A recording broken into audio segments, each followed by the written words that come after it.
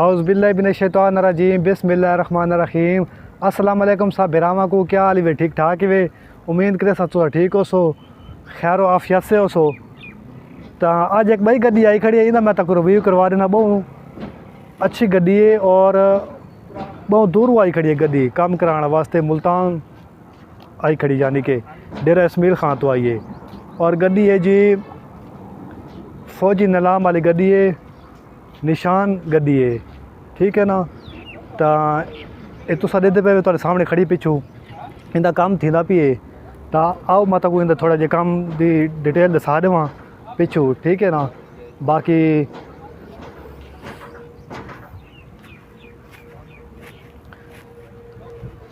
ये गड्डी है फट्टा बाड़ी 8 नट्टी गड्डी है, ठीक है ना।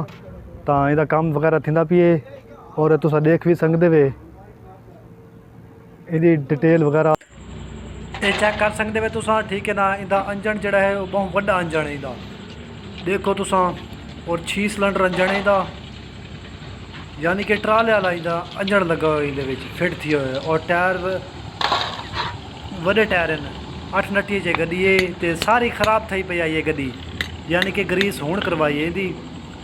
और ये धोती है पहले सारी इंदे, और उस तो बाद ही नवी ग्रीस थी को पहले वाली ग्रीस सारी खराब थी खड़ी आई। बाकी तुहाडे सामने है गड्डी फट्टा बाड़ी गड्डी है, बहुत पुराना मॉडल गड्डी है। NAF इंदा नंबर है। एक काम थींदा पे तुहाडे सामने, ठीक है ना। ये बहुत सफ़र तो गड्डी आई खड़ी है इस टाइम मुल्तान तो यानी कि काम कराने आई खड़ी है। और ये बहुत मशहूर मिस्त्री है यासीन मिस्त्री, यानी कि काम अच्छा करें गड्डियां दा। अगर तुसां भी यानी कि काम भी करवाना होवे इंदे काम करवा सकदे वे। ये टायर शायर खुले पे ने सारा, यानी कि इंदर दी ग्रीस थी है।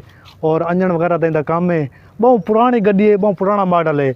इंदा साको मॉडल का भी कोई पता क्या नहीं, ठीक है ना। लेकिन ये फौजी निलाम वाली गड्डी है, 8 नट्टी वड्डे टायर च फटे बाड़ी च, ठीक है ना। तो बाकी तुस सारी हर चीज़ देख सकते वे इंदा काम वगैरह। तो अगर तुसा भी यानी कि मालूमात घेनी हो कोई भी गड्डी चाहिए हो तो मजदा बाड़ी वो भी तो मिल वे सी। तो हर चीज़ वास्ते यानी कि अस हाजिर हैं चांडियो मोटर, ठीक है ना। तो इनकी मैं तक रिव्यू करवा दी है, हर चीज़ दसा रही थी गड्डी की। बाकी हुण तुस साकू इजाज़त दो चांडियो मोटर तू तरफ से। अल्लाह हाफिज़, शुक्रिया।